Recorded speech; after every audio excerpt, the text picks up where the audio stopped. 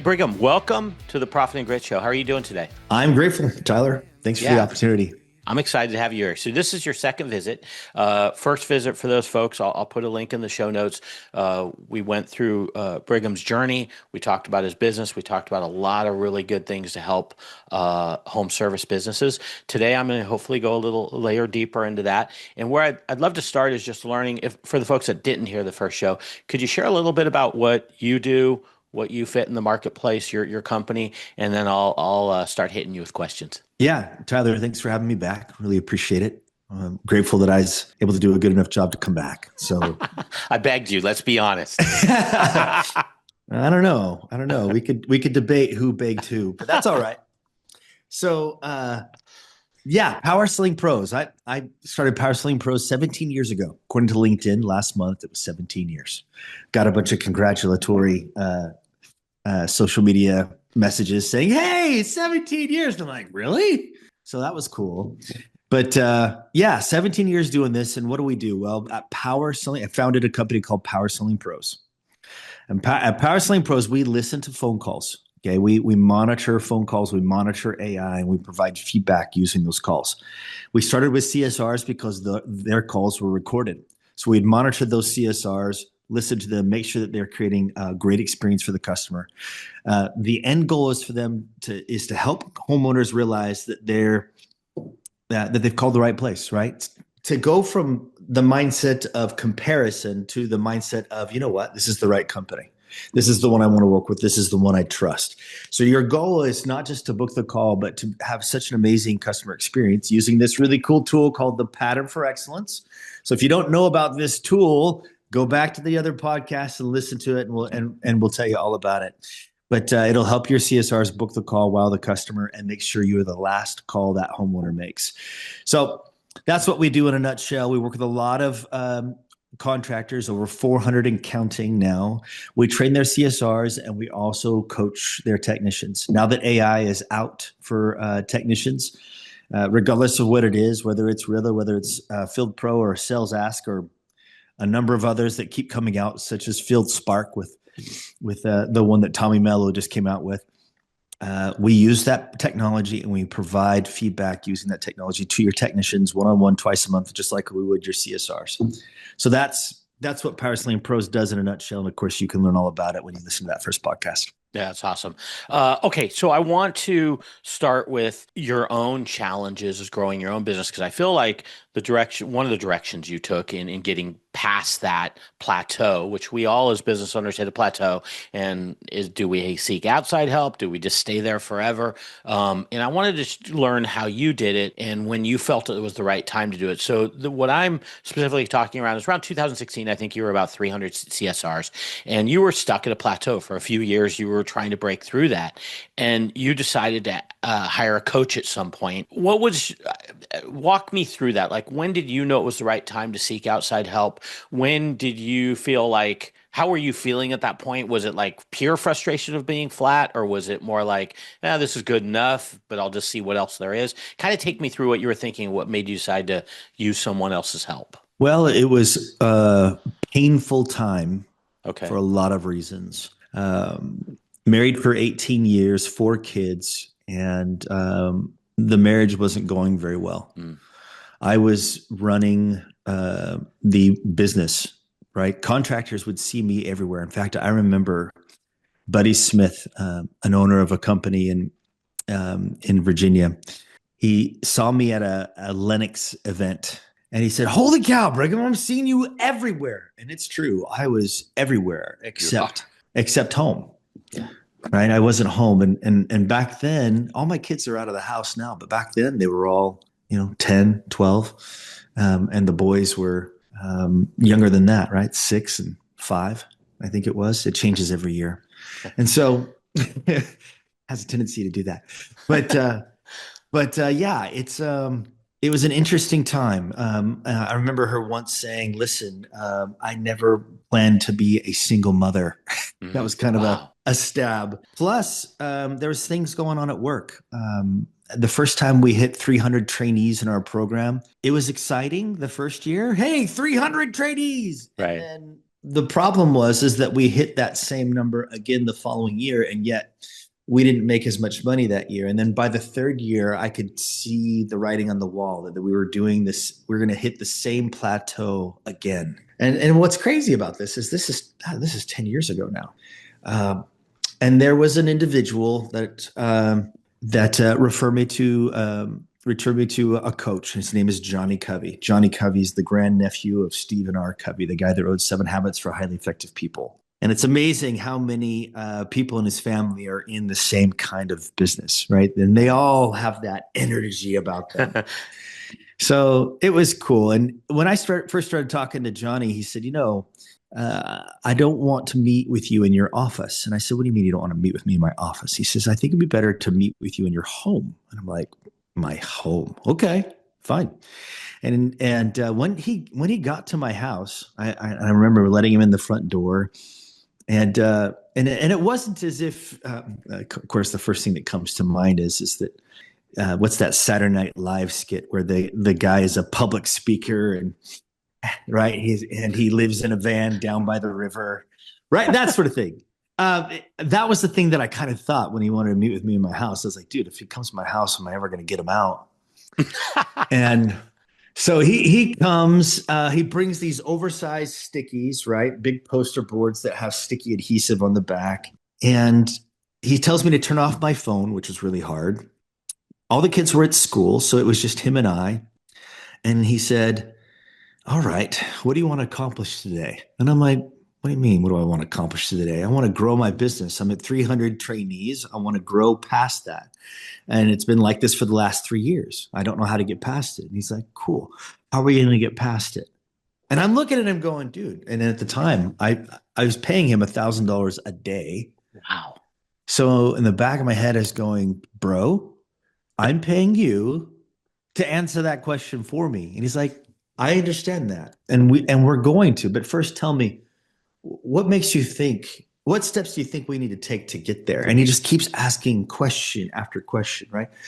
And by the time he's done asking all these questions, we come to realize that the only thing keeping me at 300 trainees is me. Wow. It's me. Wow. It's me. And then as I realized it was me, that I was kind of the bottleneck, all the traveling that I was doing, all the, whenever somebody said, hey, I want somebody to train my team, but it's got to be you, right? It wasn't working because the answer was always me. It was always me. In this 80-hour work week, sometimes more, staying in hotels all the time, it just wasn't working. And so by the time we were done on day one, when he was doing that, we had so many stickies on the wall. You would think I don't know if you've ever watched the movie Beautiful Mind.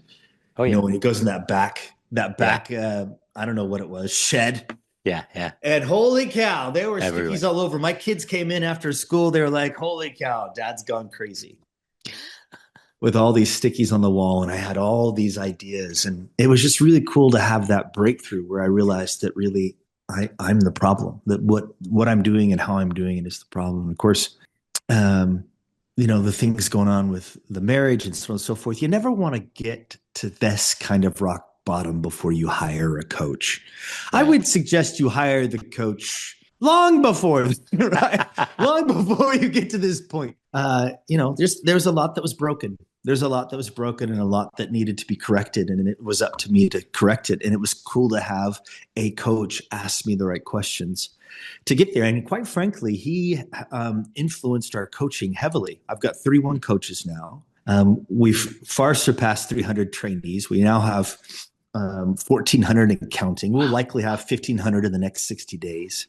Wow. So we've obviously broken barrier after barrier after barrier.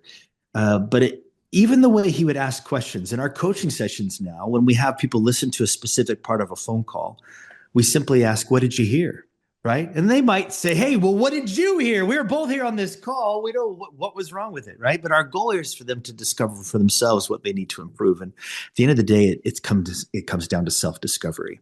And it's interesting that, the one part that blew my mind the most is that when Johnny Covey was asking his questions, I came to the aha moment was this. The aha moment was, yes, I'm the issue. And the issue was is I wasn't following my own principles. Yeah.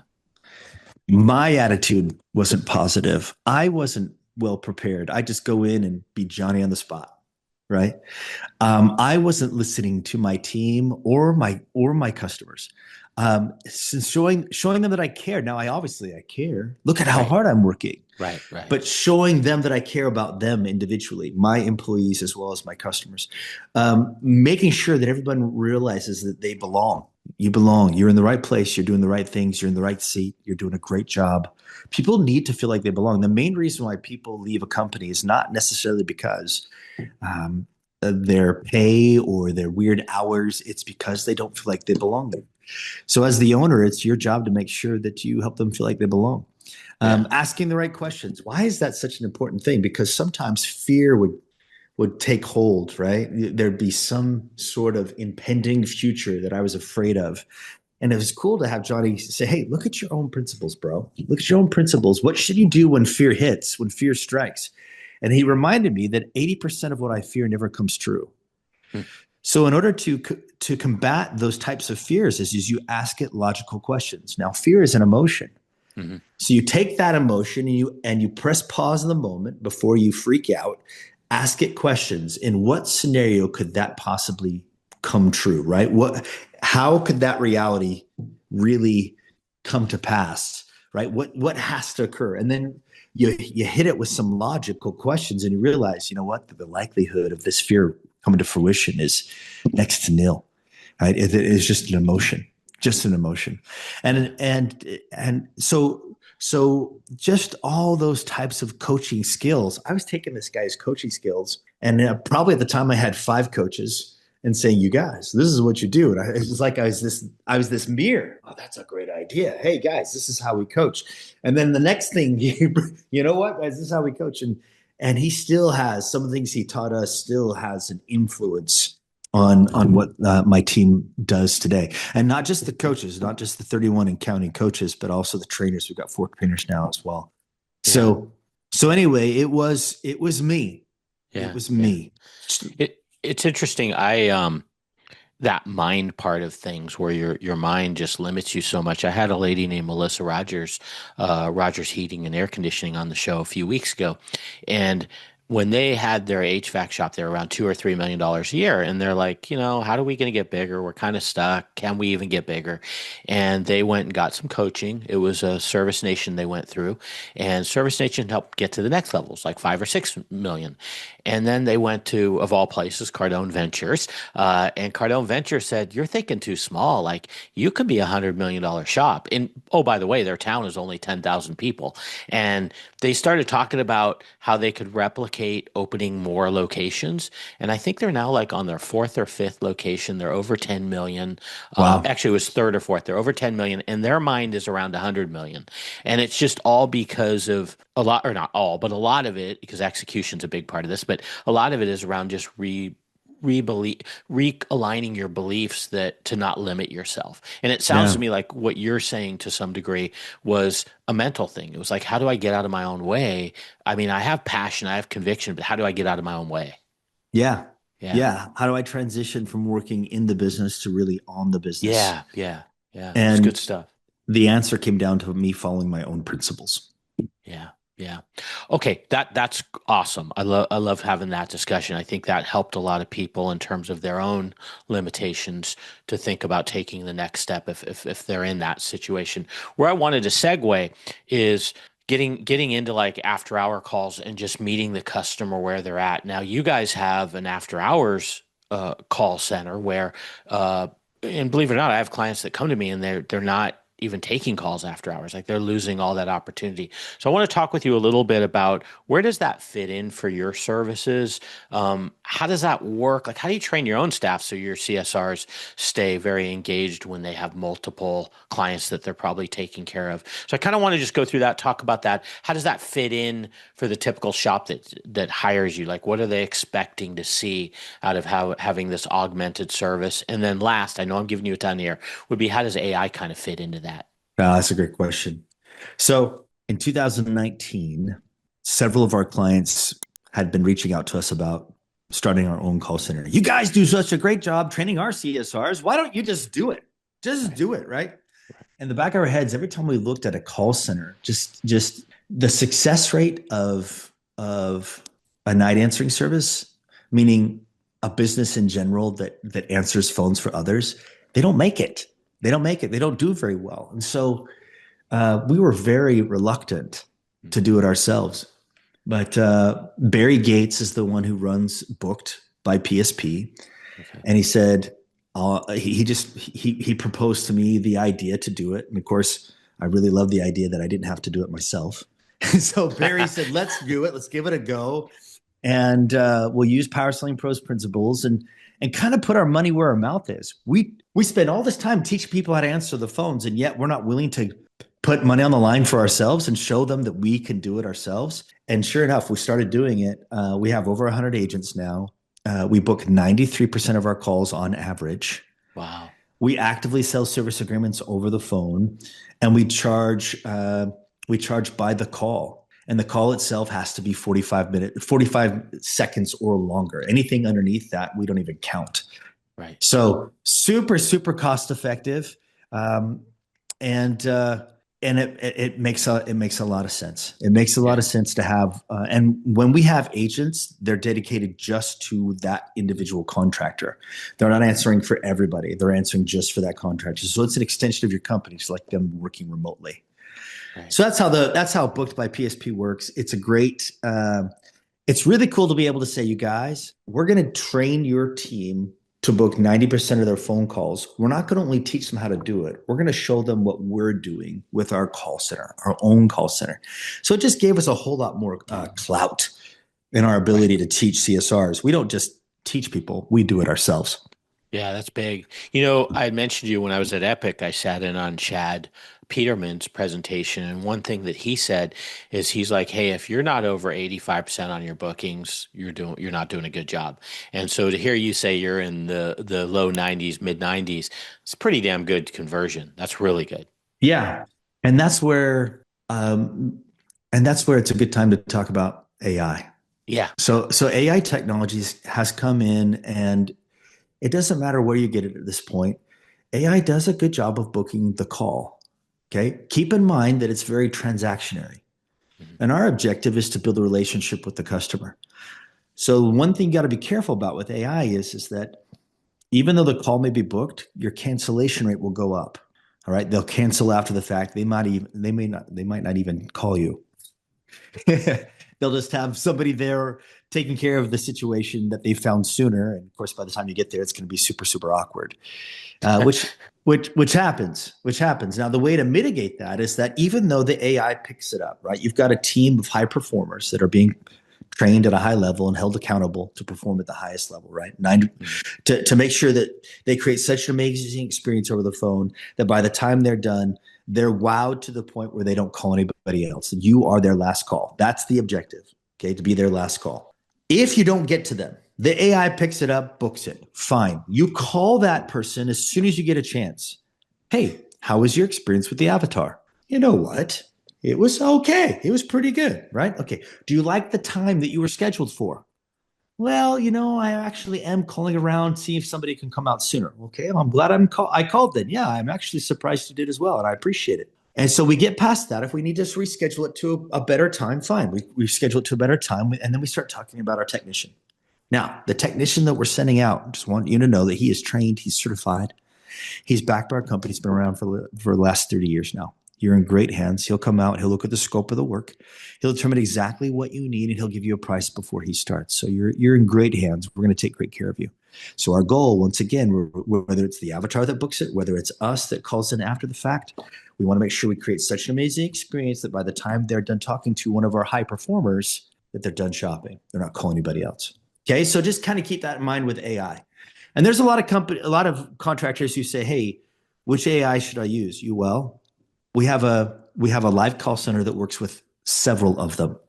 Okay, we are the live call center for many of the AI companies that are out there. Now, why do they have live call centers if it's all about AI? Well, because you're going to have homeowners that say, "Hey, I just want to talk to a live agent. Right. And so instead of that AI company building out their own live call center, they just subcontract out our live call center, and we book that call for them, create a wow experience for them. And of course, we can do it right on their CRM, regardless of what it is of the CRM that you're using. Yeah. Do So do you have any data when you say cancellation rates go up typically when a call is booked solely by AI?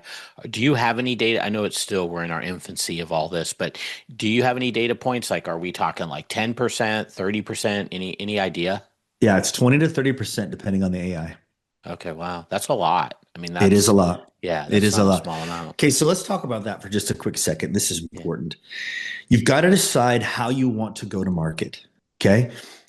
There are two prevailing ways to go to market right now. One way that AI is kind of created for us is kind of the Amazon model. The Amazon model is inexpensive and fast. All right. Same with McDonald's. Inexpensive, fast. You know what you're going to get. You go to McDonald's not because the food is good or healthy. You go because you know what you're going to get. Right. Okay, so they've even done the research. When you do your order on the big screen, because that's what they have now. You do your order on the big screen, you actually order more than you would if you were talking to somebody over the intercom, which is an interesting study. The downside to that is that they're going to say your name or whatever name you put on there. They're going to announce your name, put the food on the counter, and walk away. No eye contact, no experience whatsoever. So the way that they change their experiences is they have no experience. Right. They focus on speed and low price, and that's how they make their money. Okay, on the amount of units they sell. So for each meal, they know they're going to make a total of $3 to $4, and they just want to keep turning and burning those bad All boys. volume, Okay, volume, volume, volume. exactly. Yeah. Same with Amazon. So that's one way to go to market. Now, that's not the reason why PE groups came into our industry. They came in because we are a relationship based industry by and large. So here's what I mean by that. When you go to Disney, you don't go because it's a cheap theme park that has no lines. Okay. You go because of the experience that they create. And yes, you are going to pay more than most theme parks, if not all of them. And you also are going to wait in the line. But to you, it's worth it because of the experience they create, even inside the lines. Okay. The same is true with Chick-fil-A. You're going to pay more at Chick-fil-A than you would at McDonald's. Okay. Why? Well, the experience they create justifies the price. Right. Okay. The biggest issue Chick-fil-A has is ushering people through the line. So they've doubled down, tripled down on the amount of people in the line that say, my pleasure, and give you eye contact and make sure that everything's taken care of. And if you go inside the restaurant, they call it a restaurant, they'll refill your drink. You probably won't ever get that at McDonald's. It's the experience they create that justifies the additional cost. Right. Okay. The handshake of the host affects the taste of the roast every time. Right. Every time. And so, what we want to do, regardless of whether AI is involved or not, whether a night answering service is involved or not, is to make sure that we create such an amazing experience for the customer that they go from comparison shopping over the phone to, you know what, I trust this company. This is the one I want to work with. And the same is true with the technician. When a technician finally gets out to a customer's home, the mindset for the customer is I just want to get by.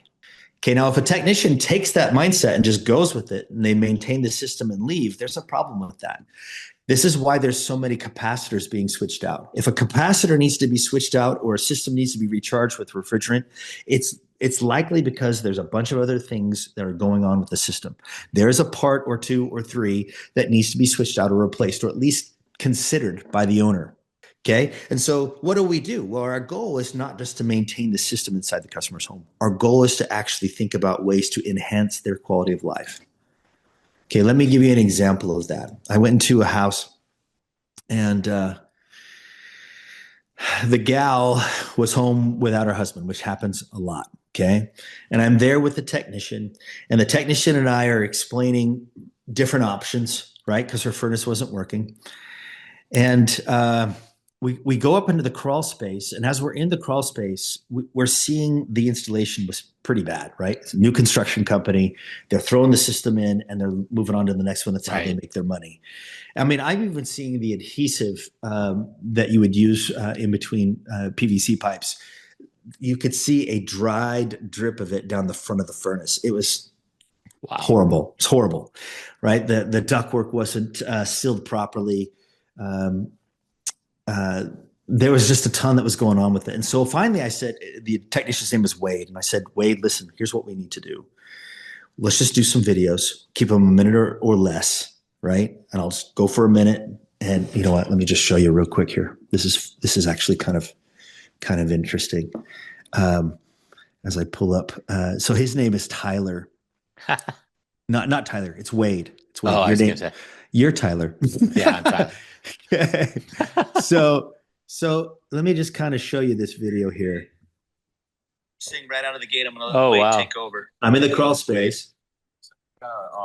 You definitely have some issues here with your zone systems. These motors are starting to spin just by touching, just like that. Is it supposed to do that, Wade? No, not at all. Oh, look at there. Just by pulling on it, it's worn itself out. It's to where it will not open up the damper flap inside. How old was that job? How long ago had that been done? 2 weeks ago.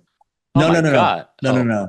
It was 3 years ago that they did that job. But that's not that long. 3 years ago to have it falling wire hanging out and it looks like it's fading away. Wow.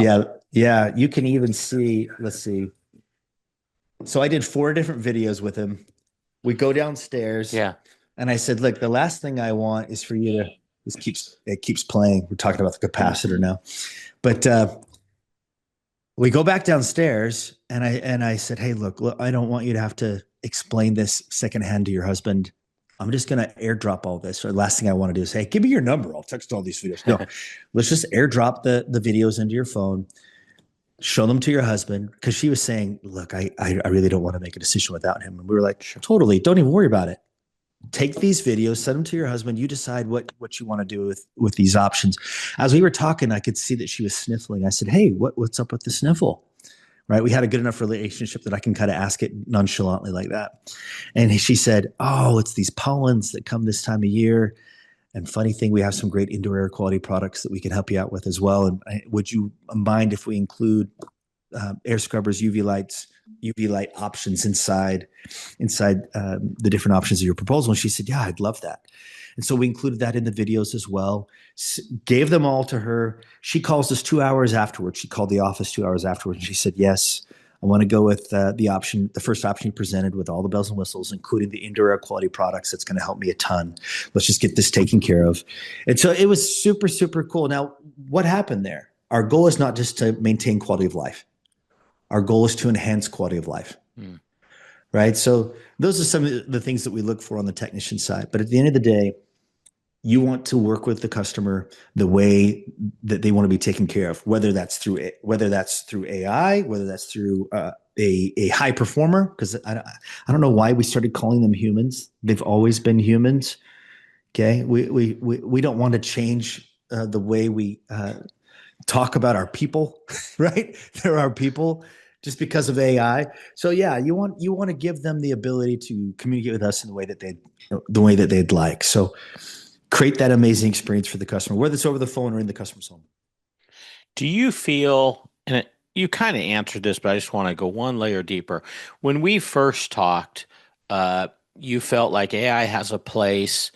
It wasn't taking over the whole world as far as like CSRs and technicians and things like that are concerned. Are you kind of still there? Do you, now that we've had, it feels like 20 years, even though it was just less than a year ago that we talked, but 20 years of AI enhancement. Do you still feel that way? Do you feel like there's still an evolution that's going to happen in terms of how much AI is involved in calls? I mean, what's your thought on that? And I know this is a little bit crystal ball stuff. So say you have 4 CSRs. Yeah. If all 4 of those CSRs are on the phone, then what? When a phone call comes in, then what? Right? What's the experience? Right. If you don't have an alternative, then you've got to use AI. Right. Now, a CSR without training is going to book 60 to 7% of their calls if they're good. Right. Okay. Our objective is to come in and work with them to book the rest of those calls. That's why we're in the 90 percentile. So what are the rest of those calls? When a customer calls in and they want a ballpark price, it's going to be hard to book without training. Hey, I just want to know what you charge to come out. That's going to be hard to book without training. Hey, I just want to talk to a technician. That's going to be hard to book without training. Okay, so you've got to make sure that your CSRs, dispatchers, lead coordinators are being held accountable to their calls, to their performance, so that we can book the other 20 to 30%. Right. So the question you've got to ask yourself is are you really content with them only booking 60 to 70% of their phone calls? Because trust me, if they book 2 more calls a day, when you do the math, even if it's on a service call, not even a replacement call, it's an extra $1 million a year per CSR. So you can make an extra $1 million per CSR when they individually go from 70% to 90%. So is it worth it? Yeah, it's worth it to train them and make sure that they're being held accountable.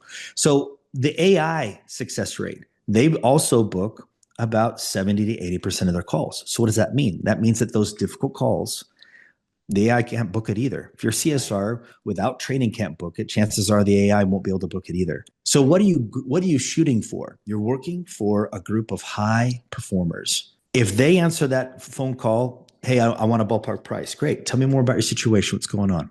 Well, I've got this air conditioner. It's blowing hot air. My gosh, that's terrible. How long has it been doing that? Oh, last couple of days. So wait a minute. You've been doing this for the last 2 days? Yeah, my wife, she's upset. She wants to get this thing fixed. Well, look, you've called the right place. We can absolutely help you with that. When would you like us out? Oh, this afternoon would be good. Right? So AI can't do that yet. Right? Hey, I just want to talk to a technician. Awesome. We've got a lot of great technicians. Let me make sure I'm sending out the right one.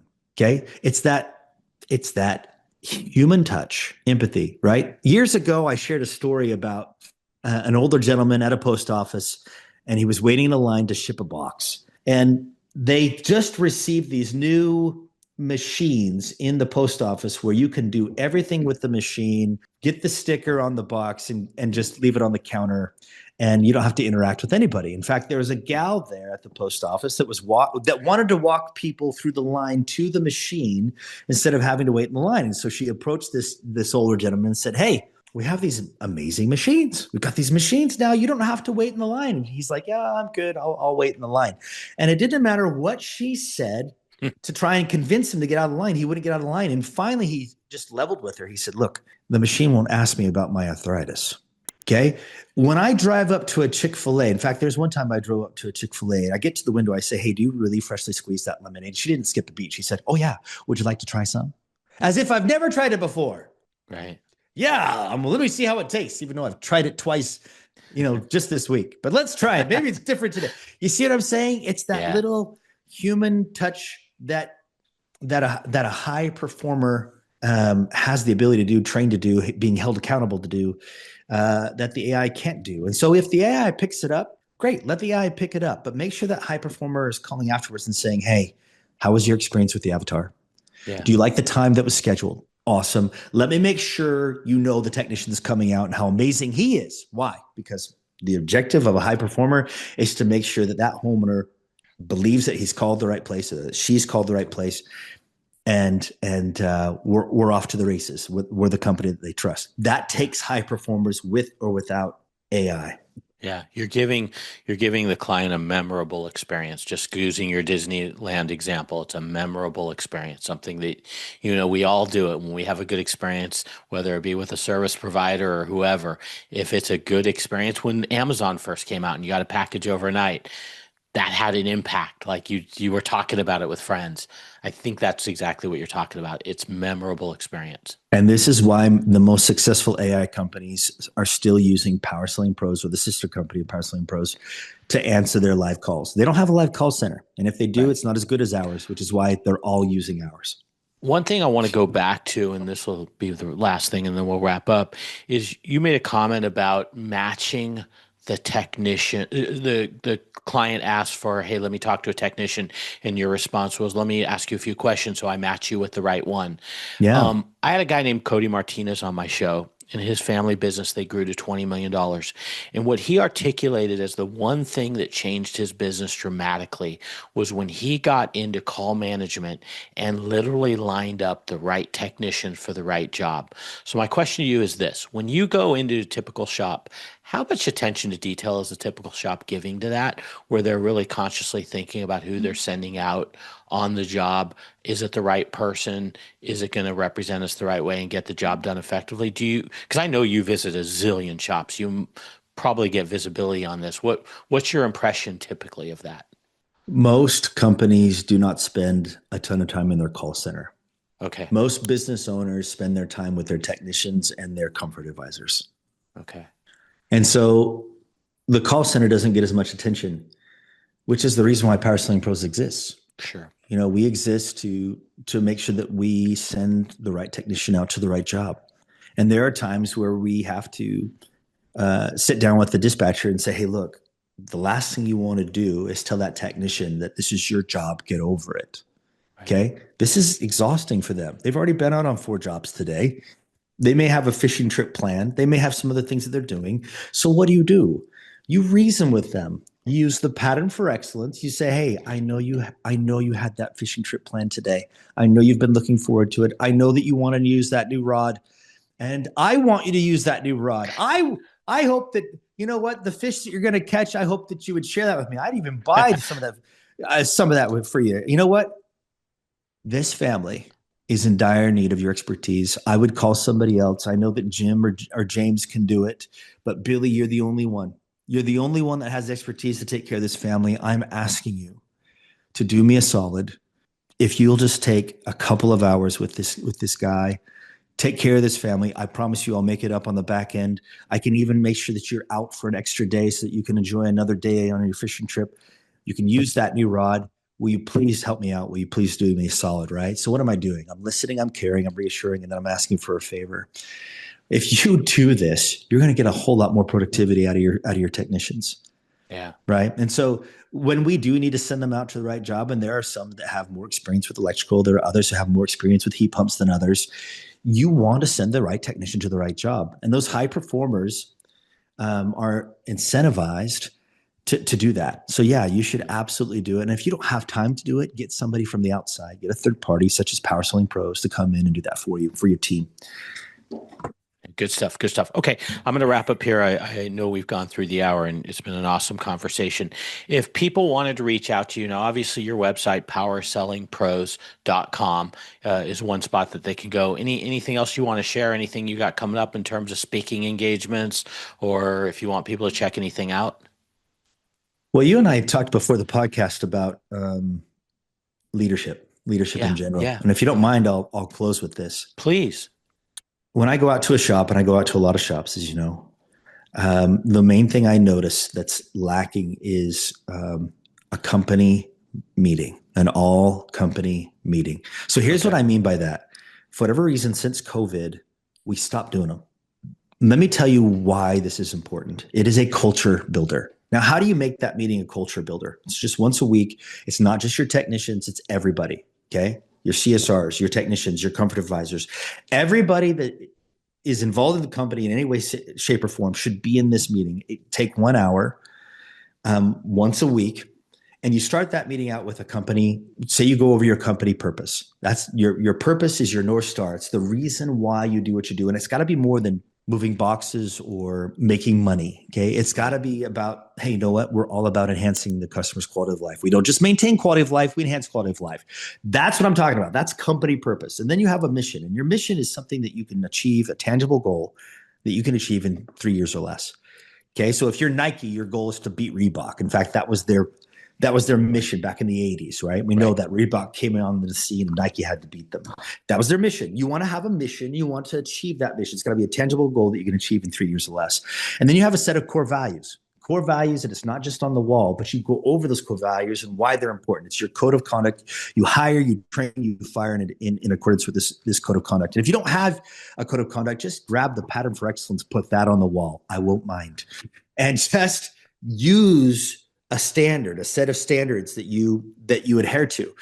When you do this, you will establish what you're looking to hear over the phone is what you're looking to see in the customer's home on a regular basis. Take time to let people share breakthroughs, experience they had last week where they said, you know what, this happened and it kind of changed my point of view on life or on family or what have you. Let them share that sort of thing. Shout outs. Say Billy did skip his fishing trip to go take care of that family. I should shout him out in front of everybody and say, that was freaking awesome that you did that. This is a culture building opportunity. If you want to look, if you're a $5 million company, you want to be a $10 million company, this is how. This is how you spend the rest of your time. You take 10, 15 minutes doing that initial stuff. Spend the rest of your time focusing in on real call scenarios. Customer calls in, they want a ballpark price. Practice that. Let the technicians and the CSRs practice that so they can kind of get a feel for each other's job. If a customer is pushing back on price or that they say their husband's not home, let everybody practice that together in small groups. And show them how to handle those types of calls, right? How to handle those types of objections. At the very end, you reward for the behavior you want. So at the very end of that meeting, you have a wad of cash in your pocket. And whoever got a 5-star review last week, you give them $10. And you let everybody go, holy crap, that was awesome. 5-star review. You turn a service call into like a replacement call, whether it's over the phone or in the customer's home. You reward them for that, right? If you take a plumbing call, you turn it into a heating call. You reward them for that. You reward for the behavior you want. If you have this meeting, you guys, from a leadership standpoint, it will change your business. Don't stop doing these things. Start doing them and and if you're doing these meetings, and you can tell based on the outline that I've described that you can do it a whole lot better, do it a whole lot better. It'll change your business from a leadership standpoint. That's great stuff. That's a great way to end the show. Just one last thing. Anything you want, anywhere people other than your website, should people reach out to you anywhere in particular? Yeah. So if you need help facilitating these group meetings, we can help you with that. If you need help holding your technicians accountable one-on-one to the technology that you're investing in, let us help you with that. If you want us to hold your CSRs accountable to being high performers over the phone, we can absolutely help you with that. Just go to Power Selling Pros, PowerSellingPros.com. Click on the demo link. It's big and beautiful on the front page of the website. And let's schedule a demonstration, show you what we do, how we do it. And it's super consultative. We can custom build it based on you and your needs. We look forward to working with you. Yeah, good stuff. And, one thing that before we started the show, we talked about, I think I'd brought up Ryla. As you say, Rilla or Ryla, or we always pronounce it wrong. But I had mentioned how several of my clients had it and ended up not using it because it's just kind of a shiny object and then nobody really gets into it. And you had shared with me how you guys on the technician side, actually in conjunction with Ryla, which gives you like coaching, diagnostics and guidance and data, you guys integrate with that. So that's one other thing I think is worth before we wrap up, just mentioning. Yeah, good point, Tyler. One of the biggest issues that contractors have is they invest in this AI for technician recording, and they don't have time to comb through the data. Yeah. We do. We have an entire army of call monitors where we can monitor those phone calls, and we can look to see if they're creating an environment of safety, comfort, and fun. We can see if they're earning the tour where the customer actually comes with them as they're doing the inspection. We can make sure they're providing at least 3 options and that they're asking for the homeowner to move forward with one of the options they've presented, as opposed to saying nothing at all, packing up the tools and leaving, right? It's all those things that we can hold them accountable to. And we coach them twice a month, one-on-one, for about a half hour per session. And it's simple. The dispatcher schedules the call for the technician, and they just pull over for about a half hour in their van, and we coach them. So whether it's Rilla, whether it's Sales Ask, whether it's Field Spark, whether it's Field Pro, the Service Titan iteration of Rilla, we can comb through that data, provide feedback one-on-one. Could you imagine one service manager, 20 techs, 4 calls a day? Good luck monitoring all that data. You're not going to have time. So instead of canceling it, don't throw the baby out with the bathwater. Instead, just let us monitor those calls, provide feedback to them on a regular basis, just like we do our CSRs. Yeah, that's cool. Okay. Hey, man, thank you so much for round 2. Can't wait to have you back for round 3. Thanks for sharing your wisdom. Thanks, Tyler. Welcome to Profit and Grit.